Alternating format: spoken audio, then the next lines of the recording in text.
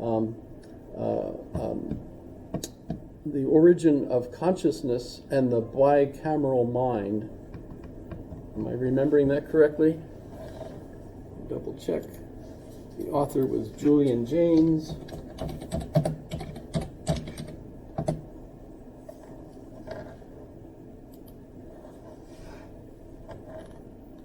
I almost remembered it exactly, didn't I?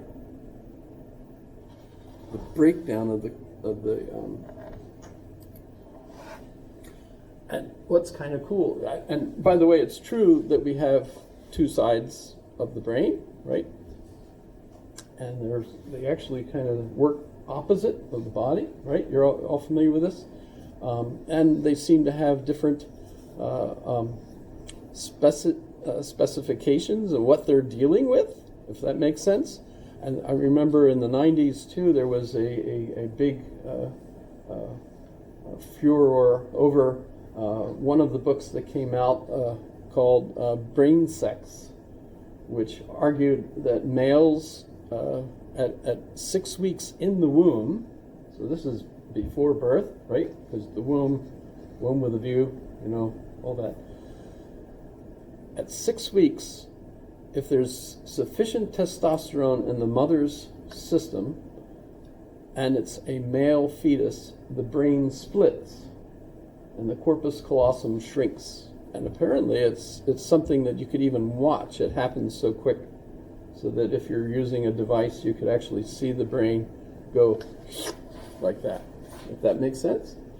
And the writer of the book referred to this as saying that, and so the brain was male and brain damaged because it was now male instead of female. If it's female, the corpus callosum stays large, and as a result, a female-brained individual, and by the way, you can be a male body but have a female brain. You can be a female body but have a male brain, or in between. There's a variety of things of that sort. But in any case, the female brain has a lot more traffic going back and forth from one side to the other, which, by the way, explains things like when men have strokes, they're pretty much damaged in that area for good. But if a female experiences a stroke, they can actually recover a lot of the lost habits because their brain actually can compensate for it, if that makes sense. That's My Stroke of Insight. It's another book. If you're familiar with her, she was a neuroscientist. She had a stroke, and it's actually kind of amazing because she's lying on the floor, probably dying, and she's thinking, wow, this is cool. Because she's experiencing something that she studied, as a neuroscientist. She did live, obviously, and she even lectures about it, which is why I know. She's the one that comes out in the TED Talk holding a brain. This is a brain. And you're like, eee. But in any case, so all of that's kind of interesting. But the bilateral or bicameral camera, right? It's like a room. It just means a room. So a camera is a small room, right? So it's a bicameral brain, 2 rooms, and the beginning of consciousness. So Julian Jaynes had this fantastic idea that the reason at a certain point in history people started thinking, and what we call today self-reflection and thinking about thinking, was a result of the breakdown of this kind of bicameral brain. It's kind of a fascinating idea. And you come up with interesting ideas like Abraham, out in the desert, hearing voices and thinking God is talking to him, and doesn't realize that he's thinking to himself. The voice he's hearing in his brain is actually his own speaking to him. He doesn't realize it because this is a whole new thing. So you might not agree with that theory. In fact, it's 50-50, as you can imagine. What kind of proof did Julian Jaynes have for this argument? you can see, it's kind of interesting whether or not that really works, or why that was a significant point. That all of a sudden now we have these individuals that are talking to God. And why is that? Now today, if somebody out on Muldoon started yelling and telling everyone that he's been talking to God, where do we send that person? That's like word. API, yeah, pretty much, But back then it was like, oh, he's talking to God. Let's listen, because God is speaking to him. Yeah, this is Julian Jaynes' point of view. If you disagree, you're disagreeing with Julian, not me. I'm just reporting what he said. And so that's the kind of significant development that seems incredible. And what happens next? The consciousness, because of this, it's broken down, and so then you become aware that you are having thoughts. Now, if we switch to the Greeks, which is kind of interesting, is that their alphabet. They're not the first ones with an alphabet, but they're the ones that eventually get the alphabet to the point where you can, basically write the sounds of the voice. If you think about it, it's kind of a phonetic code, as you're looking at oh, that's pretty easy. That's the easiest one, right? But so you can actually write words that are not pictures of things, but are instead abstract non-things as well as things. And what we see, apparently, thanks to the Iliad, where we have poets, Homer, probably, or those that were Homer, right, writing the Iliad, and then the Odyssey, which is, right, you're familiar with the Iliad and the Odyssey, right? It's all poetry, and you have all these stories, and the gods are part of these stories, right? And the gods are actually fighting one another. They take sides, right? The Trojans and the Greeks, right? And so the gods are fighting. And how do you become aware of the gods? Because the gods are speaking to the characters, and so on. And so we learn about that from them. And they're teaching morals. How to be a virtuous Greek is basically to be huge, like Achilles. By the way, the movie where, who was it? Brad Pitt was Achilles? Yeah. And he's real short? Yeah, that's like totally wrong.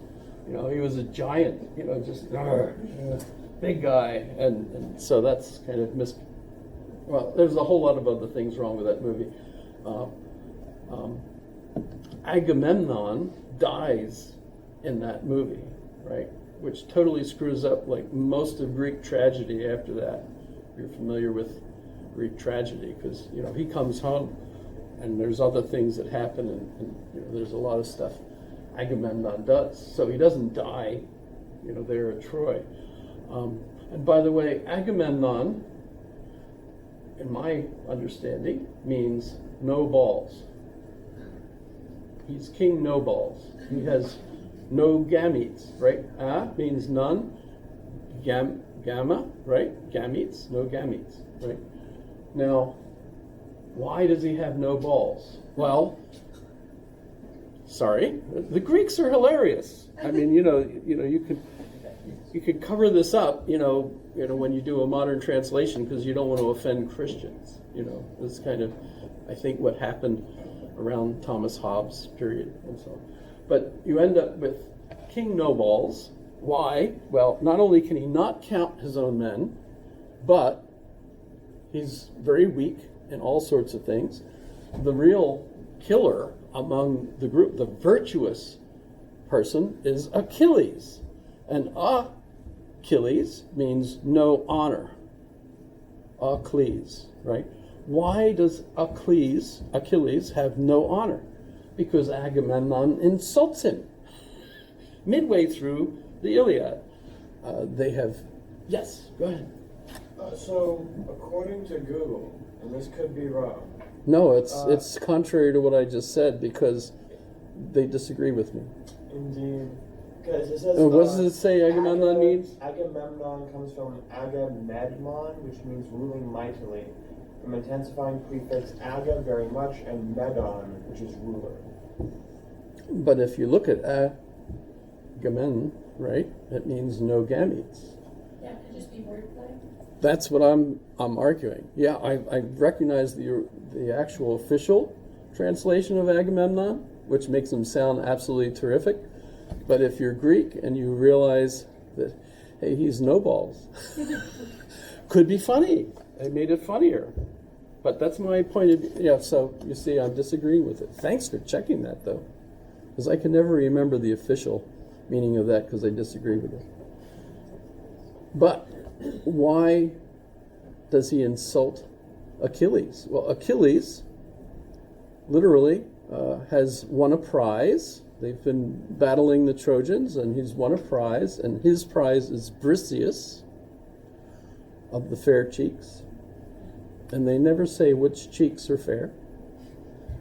However, sorry, am I being politically incorrect? That's just Iliad, right? Well, Agamemnon has a prize too, but the Trojan priest comes out and complains to him and says the gods are, well, I would say pissed off, but they're mad at you for stealing the priestess, my daughter, and they want you to give her back. And he's scared of the priests and the gods, and so he gives his prize back. And now he's got no prize. So he says to his brother Menelaus, hey, I have no prize. Well, you're the king, so take any prize you like. So he looks around all the people, and who does he go to? He decides to take Achilles' prize, Briseis, which of course pisses off Achilles, who now just sits there and won't fight anymore because he's been Achilles. He becomes Achilles at that point. You see how that works? Right? By the way, I learned this from Professor Nagy at Harvard, who taught a course called The Shield of Achilles, which explains, the whole story, etc. So now Agamemnon has a prize, but now the Greeks start losing because Achilles is really the bull that leads them in their battles, right? And so they've got to get Achilles back in. Well, how can they get him back in? He's all upset because, well, I'll have to give him his prize back. Actually, that still doesn't do it. He ends up, anybody familiar with it? His cousin borrows his armor and goes in Patroclus, which Patroclus is Cleopatra in reverse, right? So that's kind of interesting. And in order to get him back in, he tells a story about Cleopatra, which is his name reversed. So there's all this kind of wordplay in the poem and everything. But in any case, you get the idea. So they end up convincing him to go back in because Patroclus has been killed. So he goes back in because now he's mad, and so he kills, etc. So the morals that you learn from this kind of poetry are very object-oriented. It's very concrete. The morals are taught in a particular situation where the individuals do specific things, and that's what's virtuous, or that's what's good, right? That kind of behavior. But they have all different kinds of behaviors that are in conflict with one another. By the time we get to Plato, now instead of poetry, there's a revolt against the poets in favor of prose. And so we have kind of a neat book by actually the father of a friend of mine called The Muse Learns to Write.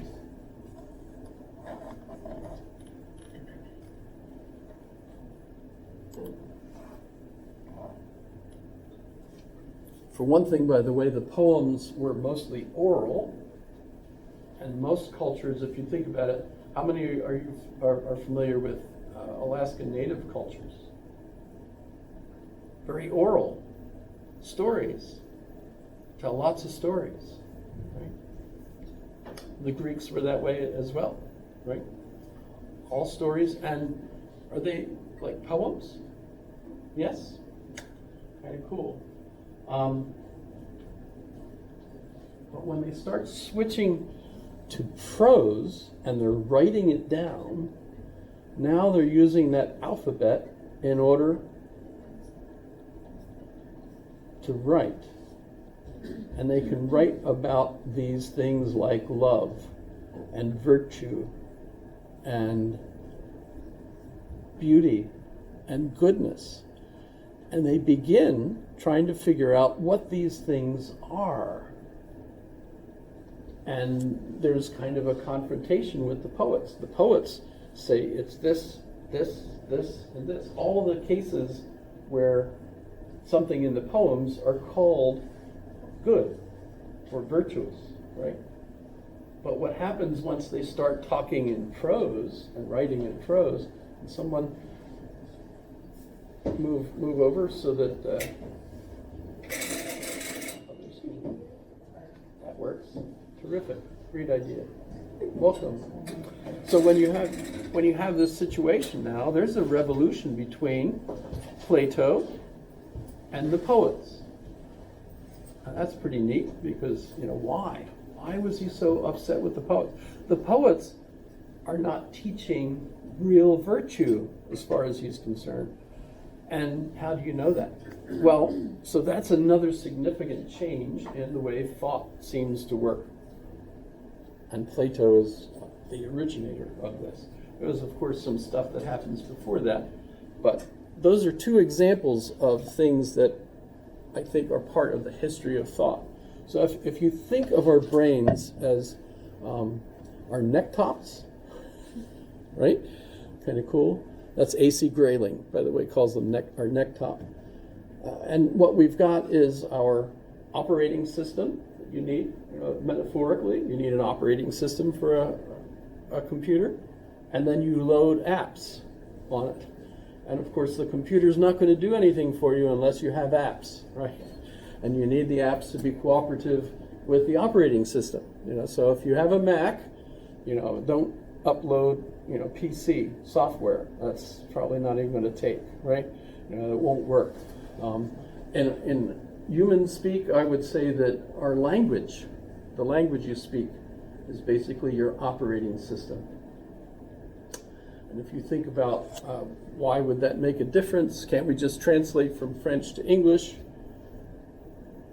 No.